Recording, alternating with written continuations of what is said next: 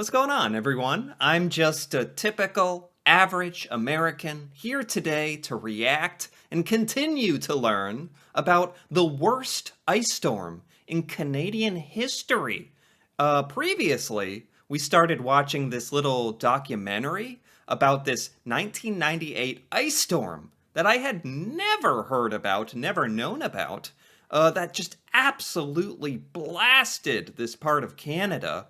Montreal. As a matter of fact, when we left off last time, the narrator, I rewound it a little so we can hear it again. The narrator is saying that Montreal is about to be entombed by ice, which is a very ominous, albeit accurate way of saying it, perhaps. Yeah, the more I learn about this, the more it just kind of blows my mind. Like how this all went down, how many people this affected, and just the way it happened, the section of Canada that it affected because of where it's located geographically and how the clouds had to line up with how the temperature and the cloud formations got in there. Oh, it's actually quite fascinating, but also very sad to hear about. And today I'm going to continue to torture myself more by taking more of a look at this documentary, continuing the story. Basically, in the last part, we heard a lot about the first day of the storm and how day after day after day, this ice, I thought this huge storm probably just came in, blasted everything. There was madness and chaos, a lot of damage, and then went away. No. This storm took like 5, 6, 7 days of buildup of ice every day. As a matter of fact, one of the news reporters said that after the first day, they were reporting that there's more on the way, and it's going to get worse, was the report. It was already bad. So this is a very intense story, very interesting. It's a part of Canadian history. That's why I'm fascinated about it as well. And yeah, I'm excited to continue this story. So here we go. Montreal is about to be entombed in ice. I never see so many times a long-lasting freezing rain period like we had Monday into Tuesday. And meteorologists could offer no words of encouragement. The front of warm, wet air coming from the southern U.S. states will last for days. Well, I don't want to be pessimistic, but this is objectively what is the situation going to be. Yeah. That's all you can do at that point, right? Try to be objective. It's funny they're pointing that out. They're like, the news reporters had nothing positive to say. It's basically up to like the collective will of the Canadian people to basically hoist themselves up and get through this, I imagine. It's not just Canada that's being hammered by these winds and bad weather. The northeastern United States is also being battered very hard by this storm. Well, the power went off at about... What? They could they have picked two like more like American looking Americans like ever? It just makes me laugh that these are the two Americans they got, and he has a giant beard. It's kind of funny. I like it though. Looks good. Anyway, yeah, this storm affected the northeastern parts of the United States. I never knew that either, to be perfectly honest. So yeah, I'd like to learn more about that. 9 o'clock, and then we didn't pay too much attention to it. But we had in the back of our mind the trouble in Canada. They were without power, and this big storm coming with all the ice. What are we going to do? So we started thinking we got to look up a generator. Up along the Canadian border in the tiny hamlet of Perry's Mills, there's already ice. But at this point, the ice is more spectacle than disaster. It's going to sound awful, but at first it was kind of exciting because you've never seen anything like this, and you would run from one window to the next and go, oh my God. But then it got terrifying. I 1000% relate to this. I mean, yeah, when I first saw this, some of the pictures, some of this documentary, I was like, wow, whoa, that's amazing, that's cool. It very quickly goes from that might be your initial reaction at this like unique event to be like, oh, this is cool. Nature. Wow. Some nature happening. And then it very quickly is like, this is bad. And that whole sense of wonder kind of goes out the window. Survival mode kicks in. North of the border, an eerie preview of what's coming. Trees crashing through cars, more than 500,000 Hydro-Quebec customers in the dark. This is News Channel 5. Hydro-Quebec? Hydro-Quebec. That's a power company? At 6. By the 6 o'clock news, Tom Messner is starting to sound the alarm, You're going to have a major icing problem. That's what we're thinking about. waiting for the day's second computer model. When I saw that one, I was really concerned because That's a whole, there you go. I was talking about kind of the lack of the modern technology in part 1 of this.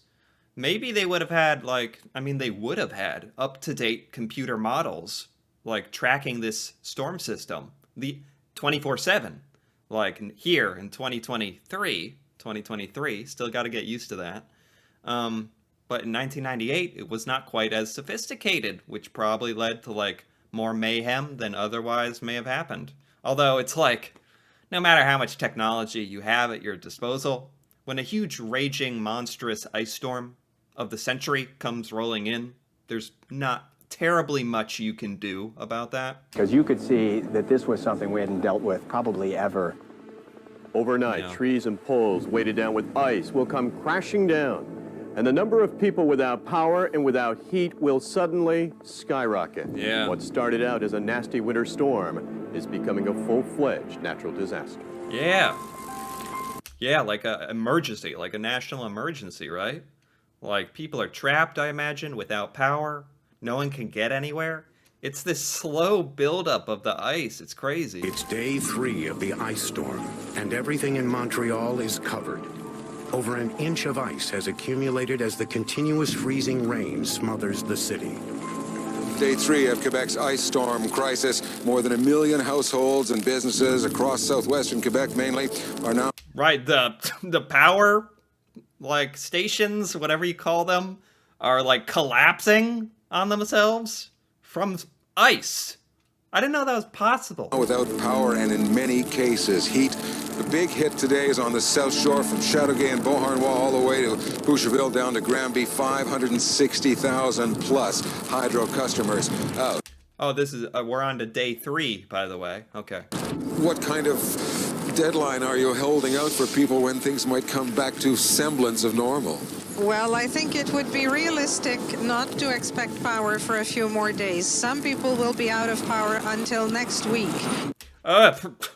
Judging by the damage, like, honestly, I'm shocked power could be returned in a few days, if that's what ended up happening. Like, there are hundreds of power lines falling down, and everything is falling down, all the power. Like, you can't, that's not something you just whip your wrench out and, like, screw a bolt back in, and it's fixed. Wouldn't that could take weeks to rebuild, right? Hydro crews are overwhelmed. The federal government sent in hundreds of Canadian Forces personnel to help out, but nobody can stop this ice storm. There we go. I mentioned this last time as well, I remember. It's like, yeah, the Canadian government, I imagine, I mean, I'm literally seeing it in front of my eyes now, has to send in some backup or something. But again, there's only so much you can do. But Canada did end up sending in, like, actual military? Crews are overwhelmed. The federal government sent in hundreds of Canadian Forces personnel to help out, but nobody can stop this ice storm. Yeah. And to help get the power back on, Hydro is calling in reinforcements from the United States. Oh! How you doing? Dave Sanders. Hey! I've never seen see like this here. It's unbelievable. Oh, another American. I mean, that looks like the kind of guy you want to trust to rebuild your power, though, to his credit. Wow. So, the United States had a little hand in offering some aid. Very, very pleased to hear that. Unbelievable. Everywhere, trees are breaking, power lines are falling. More and more people are going into the dark.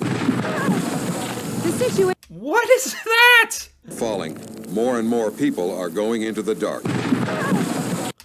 What? Like, it's supposed to be an ice storm, and you know your ice storm is getting pretty bad when it's causing things to actually burst into flames. It's so cold that it's starting fires. It's The situation with power outages on the West Island is changing by the hour, forcing some shelters to close. So if you need a place to stay, call your city hall first and find out what's available. The Aquatic Center in Point Claire will be home to more than 200 people tonight. Residents have to sign up to secure a bed. The shelter is providing food, even entertainment for the kids. It's operating at full capacity, and city officials fear the situation will only get worse. Okay, so this is actually for people who would rather be here at this community center with warmth and like maybe other people too, rather than be at home. It's just bad. Okay, that makes sense. But those are filling up quickly. Going into the fourth day, more and more people give up and head for the shelters. With no power, Yeah, 4 days in. 4 days in, no power. You have no choice. It's great that they were able to organize these shelters, but you can only take in so many people, right? no power, it takes less than 72 hours for the temperature of an unheated house to drop dangerously low. Oh, wait, let's listen to that again. So it's around 3 days, 4 days of no heating for your house to just be like dangerously low. Not uncomfortable, like we can all throw a blanket on or something, like dangerous. And more people give up and head for the shelters. With no power, it takes less than 72 hours for the temperature of an unheated house to drop dangerously low. And Yeah. I mean, they have kids, babies, and stuff too. Like, this is dangerous. And this is when people are more susceptible to unseen dangers. The brain stops functioning well. You became less able to use your muscles. The feeling of overwhelming tiredness hits, causing you to fall into what could become a deadly sleep. What? This freak of nature natural event like continues to blow my mind with like the things that happened. Is like, so it got to the point where it was so cold. If people stayed in their houses too long, their brains literally would stop functioning as well, or they'd like fall asleep and they couldn't move because their muscles were so cold. The story is we are stuck with this freezing rain and these ice pellets for at least another 24 hours. By the end of the third day, the storm has taken a firm hold on the city. I hope the worst is over. Me too. But for the people of Montreal, the worst is yet to come. The city becomes mummified as it's wrapped tightly in layers of ice. Mummified. The words they use to describe this thing. Mummified, entombed. I gotta say, accurate though. And a little scary. All forms of transportation start to become immobilized. Right. Street by street, parts of the city are now plunged into darkness. I mean, I couldn't believe people were trying to drive around this place in the first place, the first 3 days. But this ice storm is far from over. Can't go through this route. Grand Isle County's pretty much closed down. The battle against power outages is a losing one. Since last night, the number of people without power in the Champlain Valley has multiplied 10 times. Well, it's not just the trees and the ice and the wires. Now we have flooding occurring. The Winooski is running high, but the real concern is along the Ausable and the Missisquoi. Dude, what more can happen? Like, nothing surprises me anymore. It's like that guy just said. Everything's, like, going to hell. A frozen hell. But, then you got flooding. And it's carrying, like, a ton of debris and stuff with it as well.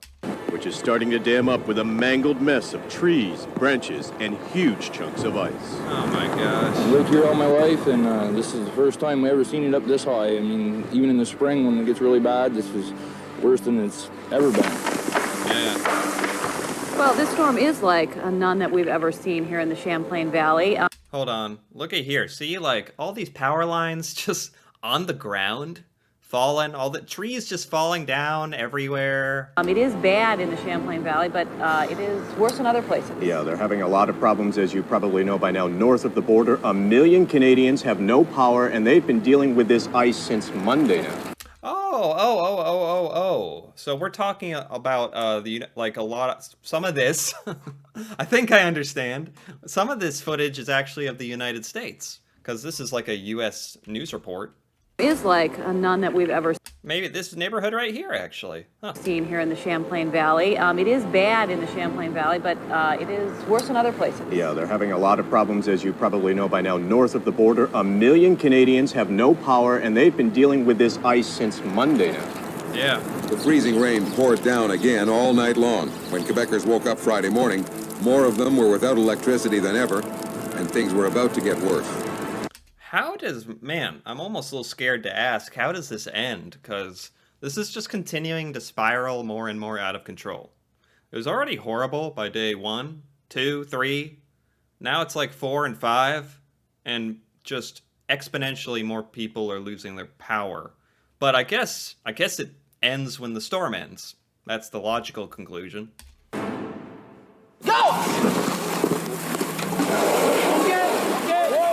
The signs of another bad day came early this morning. The skies rumbled with thunder and then opened up yet again with freezing rain, the 4th straight day. Day 4, the worst day yet. I'm gonna cry, I think. I'm very... The icicles on this tree are like the size of a can of pop, a can of soda. Yet. I'm gonna cry, I think. I'm very tired. By late tonight. So, like, yeah, they need to show more of this kind of, although it's like, how much random footage of people could possibly have been captured. I'm sure they weren't too focused on getting good video while a natural disaster was occurring. So I'm glad they even were able to make this documentary. But, like, people like this, Canadians, like her, like, crying, like emotional distress. She hasn't slept. This is like the reality for millions of people. So yeah, I think that's important to actually show. I'm very tired. By late tonight, millions of Quebecers will be out of power.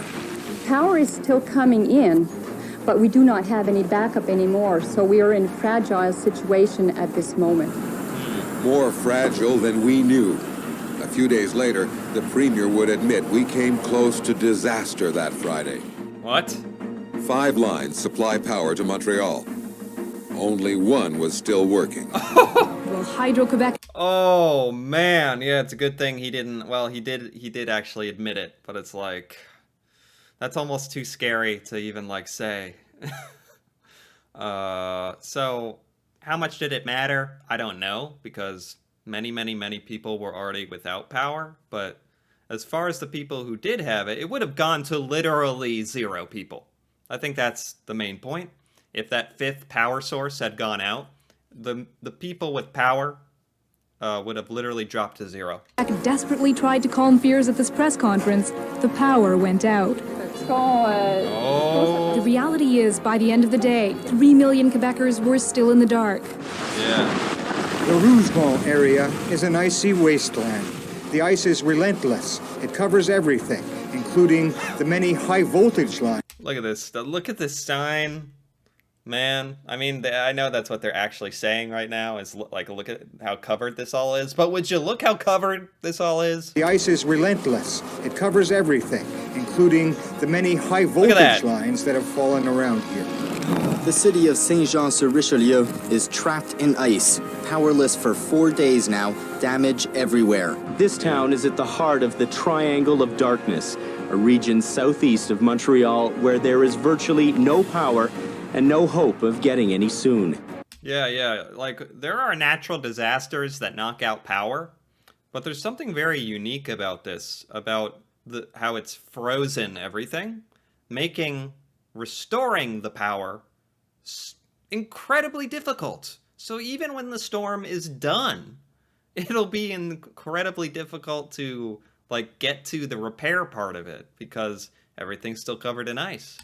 The buildup of ice here is staggering. It's hard to imagine just how much ice they got here around Rougemont. Take a look at this bush. Look at the thickness of ice compared to my hand.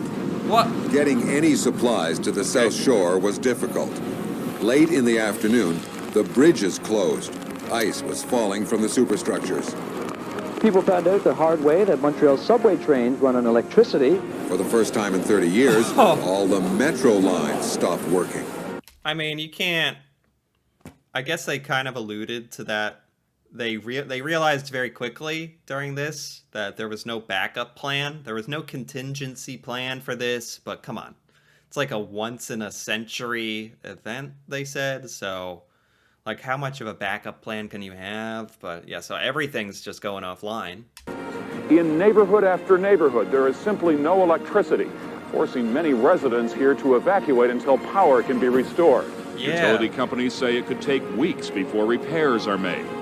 Yeah, exactly. Weeks to make the repairs. So if some families could do it, it'd almost be better to just, if they could leave and go somewhere else in Canada, maybe to a family or friends, somewhere else entirely. Just get out of there.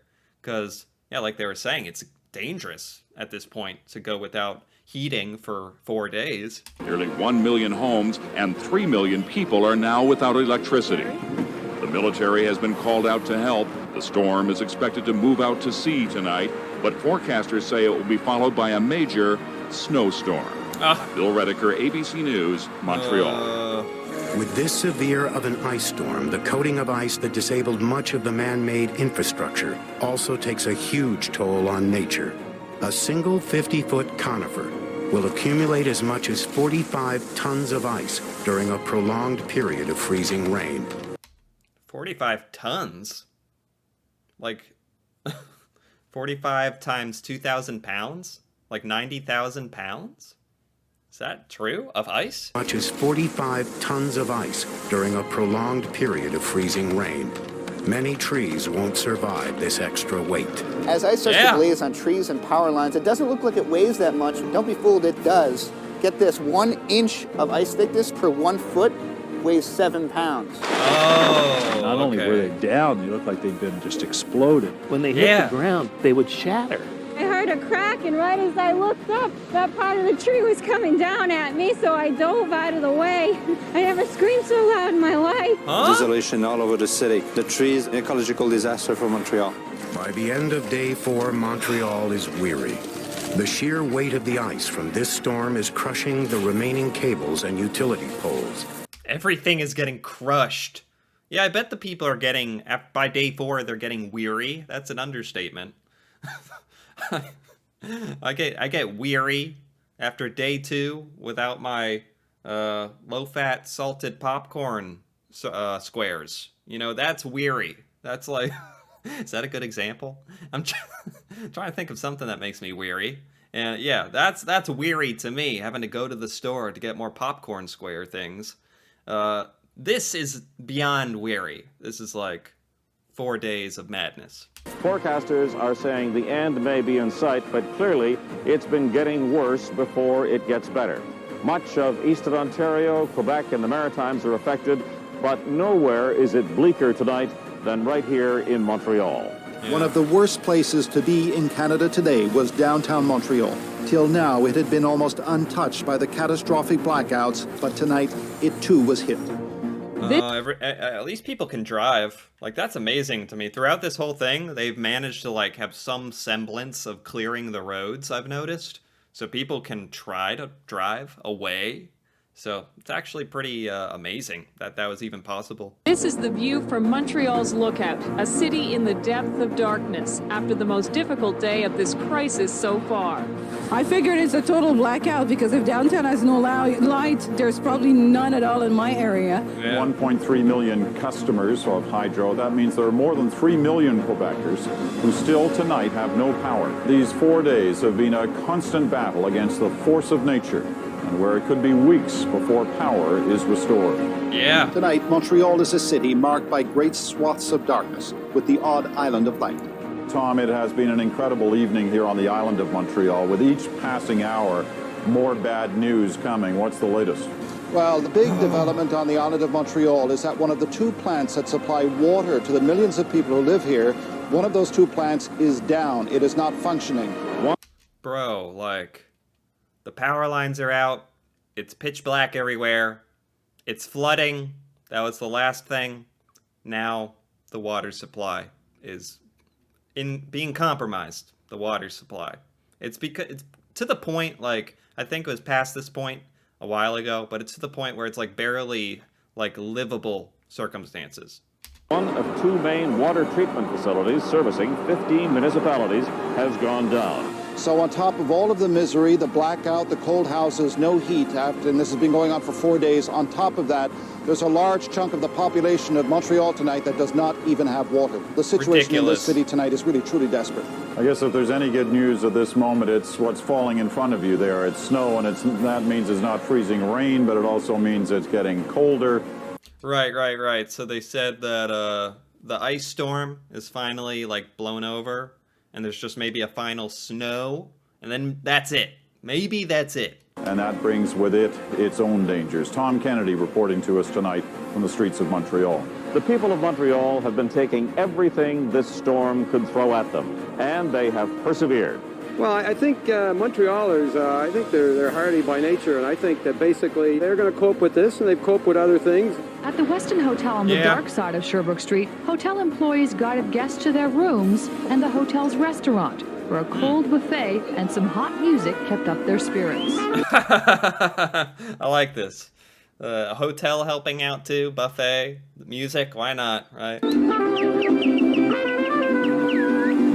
Basically, we want to keep people busy, change their mind because everyone is fairly stressed. In the shelter I visited today, I found people in remarkably good spirits, remarkably grateful to and patient with the people who are helping them.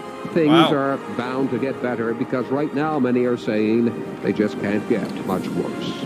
Oh, they just can't get much worse, right? As I was about to say, of all the nations, cultures for this to happen to, I feel like Canadians, like, as a culture, like, resolute, good spirits, well equipped to handle this. And obviously this happened 25 years ago. So they did handle it, but yeah, like they're saying on the news report, I guess, people are in shockingly, like, at this point, Americans would be done. They'd be curled up in a ball on the ground or something. It's like, no, it actually looks like families, like, trying to have some kind of semblance of fun. Like, you know, what little you can do in a circumstance like this, the Canadians here are doing, which is great. Very admirable. Bound to get better because right now many are saying they just can't get much worse. Then we lost power for more than half of the province. The ice formed by freezing rain is the toughest ice on Earth. The main reason for that is there's very few air bubbles in the water droplet. The storm has now laid down a solid pack of ice of over... Oh, we're talking about, like, trying to hammer it off your car, trying to chisel it off with your little scraper made of plastic. Trying to get that off your stuff. And this is the purest, this is the strongest, purest ice that can form, apparently. Of course it is. Why wouldn't it be? Over 4 inches deep, thicker than a sidewalk slab. 4 inches deep. Oh, you'd need a jackhammer or something. No, my little scraper is not going to do the job here. Solid pack of ice of over 4 inches deep, thicker than a sidewalk slab, and just as strong. Once the ice layers reach over 4 inches deep, their sheer weight threatens every major structure.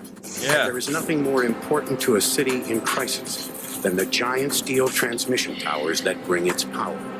Yeah. The freezing rain has spread over an area of 70,000 square miles, taking out towers across the entire region. Right. Montreal sits on an island connected to the outside world by bridges and tunnels. It receives its power by highly vulnerable power lines. The city relies almost exclusively on hydroelectric power, generated far to the north in James Bay and Labrador. This creates a logistics problem. Whoa, look at this bridge. Sorry, this is becoming a Canada appreciation, bridge appreciation. Look at that thing. It's pretty cool. Problem. It takes over $15 billion worth of transmission lines, almost enough to reach once around the world to feed electricity to the power-hungry South. Wow. Ultimately, 8 main high-voltage transmission lines bring over 20 gigawatts of power to the city. Okay. Right now, any power to Montreal will rely on these delicate arteries. Oh, man, yeah. Montreal was uniquely, like, exposed to this kind of, like, horrible, frozen sort of thing that happened. Uniquely positioned, where because of the way they get their power, the way geographically it's all designed, is just like a worst case scenario. Covered in ice. One by one, 6 of the 8 power lines that feed Montreal have collapsed. The last line into the north of the city is groaning under the extreme weight of ice. And one ice-laden line hangs on to the east. Each cable is now carrying weight over 10 times its design load. The equivalent to a person hanging on every 10 feet. Montreal's only remaining lifelines are at the breaking point. Now the giant towers that have held out against the ice face their final test. At the end of the day, on last Thursday, we really thought that we might leave Montreal, that might have a total blackout in the Montreal area. It was something like a disaster. Only one line. The line was watched by all people the whole night. What? Like literally one line? like one of those cables? Or I don't know exactly what he meant by that. That we were all, but they were all watching, like, what? This one, like, part? Well, like, basically, something like that. It's like, if this thing right here breaks, we're done. The power is gone. That is, talk about the most extreme of stakes. In a last desperate bid to save the only power line left, the energy companies literally take matters into their own hands. Okay. Smashing it off by hand. A delicate operation to de-ice the line. The strategy? A crew hovering in an armed forces helicopter, dropping logs on the line to knock the ice off. What? Oh my gosh. Again, this is not supposed to be funny, but it's like, it's not what I expected. I gotta say that. First of all, I thought they were taking matters into their own hands, and then it made it sound like they were destroying the power line. And I was like thinking, that's a twist. They're deciding to destroy the line that they really want to survive. Interesting strategy. And then they're dropping logs on it. They're trying to de-ice it. They're trying to get the ice off. And I don't know how that process looks like, but apparently it looks like dropping chunks of wood onto power lines from a helicopter. So there you go. Overshooting. Unconventional, unprecedented, but it worked. Wow. Okay. I mean, yeah, that makes sense. Like, they had nothing to lose and everything to gain. If they had not done that, it might have fallen from the weight. They couldn't just stand by and let it happen. That makes sense. That actually makes a lot of sense. I was making it out to be sillier than it is. Instead of standing by and just letting it destroy itself and crumble, they were like, no, let's take it into our own hands, try to throw stuff at it, throw it at the ice, knock the ice off, and then it might survive. And that's what they did. That's actually pretty cool. And actually like a pretty incredible, admirable decision-making, honestly. Pretty cool.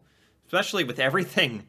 Gosh, it is like this intense movie or something. Everything precariously hanging on to this one power line. Oh my gosh, you couldn't make this up if you wanted to. Wow. You know what? I think I'm going to stop it right there. Man, this thing is long, but it's worth it. I'm really enjoying it. The people who endured this did not enjoy it. But me in the future, and sitting here now, I'm at least trying to appreciate and understand what they went through, what Canada went through. This is just fascinating, and to think that I had no idea about any of this. It's a pretty remarkable story, and this documentary's been really good too at presenting it all so that I can understand. So yeah, I've enjoyed this. Anyway, if you enjoyed this as well, if you've been enjoying this, stick around for part 3. I'll definitely be posting that soon, reacting to that soon, the final part of this little documentary. Worst natural disaster in Canadian history, man. It definitely deserves that title. And if you enjoyed this video, feel free to give it a like or leave a comment. And if you're interested in more videos like this, me reacting to Canada, stuff in Canada, Canadian culture, things I've never seen in Canada, feel free to subscribe for more. And until then, thanks for watching, and see you next time.